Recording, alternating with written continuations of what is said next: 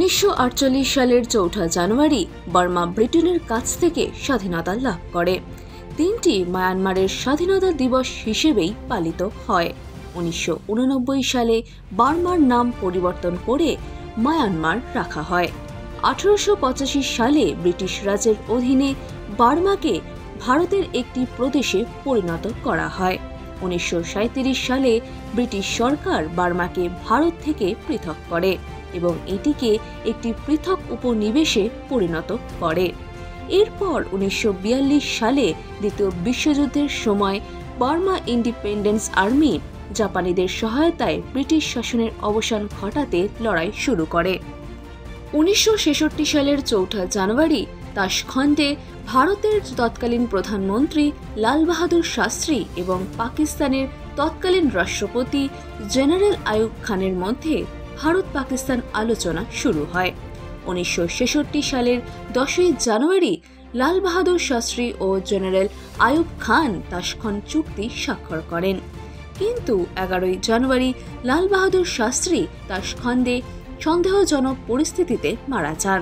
তার কর্তব্যরত বাটলারকে পরবর্তীকালে গ্রেফতার করা হয়েছিল, কিন্তু কোনো সুনির্দিষ্ট প্রমাণ না পেয়ে তাকে মুক্তি দেওয়া হয়। মেডিকেল রিপোর্টে বলা হয়েছিল যে তিনি হৃদরোগে আক্রান্ত হয়ে মারা গিয়েছিলেন। 1643 খ্রিস্টাব্দের 4 জানুয়ারি বিজ্ঞানী আইজাক নিউটন ব্রিটেনে জন্মগ্রহণ করেছিলেন। নিউটন গতির 3টি সূত্র আবিষ্কার করেছিলেন, কিন্তু বিভিন্ন গবেষণায় দেখা গিয়েছে যে নিউটন যে গতির নিয়মগুলির কথা বলেছিলেন তা তার নয়, বরং তার 2500 বছর আগে বিখ্যাত ভারতীয় দার্শনিক আচার্য কণাদের সূত্র। এছাড়াও নিউটনের মহাকর্ষীয় বল, গতিশক্তি এবং ভরবেগ সহ গতির 3টি সূত্র তার নিজের আবিষ্কার নয়, বরং ভারতীয় দর্শন অনুসারে 600 খ্রিস্টপূর্বাব্দে আচার্য কণাদ দ্বারা প্রতিষ্ঠিত হয়েছিল।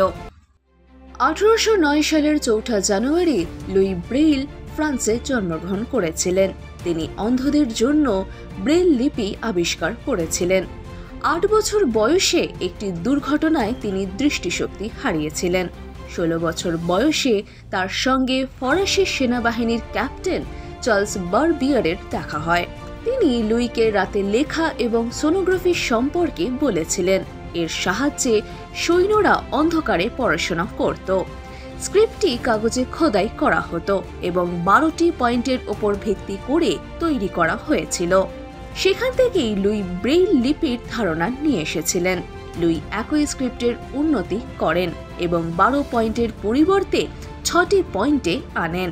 লুই ব্রেইলে 64টি অক্ষর এবং প্রতীক তৈরি করেছিলেন।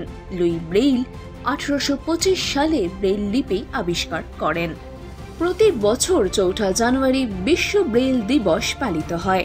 2018 সালের 6 নভেম্বর জাতিসংঘের সাধারণ পরিষদ একটি প্রস্তাব পাশ করে, যেখানে ব্রেইল লিপির জনক লুই ব্রেইলের জন্মদিনে প্রতি বছর 4 জানুয়ারি বিশ্ব ব্রেইল দিবস হিসেবে উদযাপনের সিদ্ধান্ত নেওয়া হয়।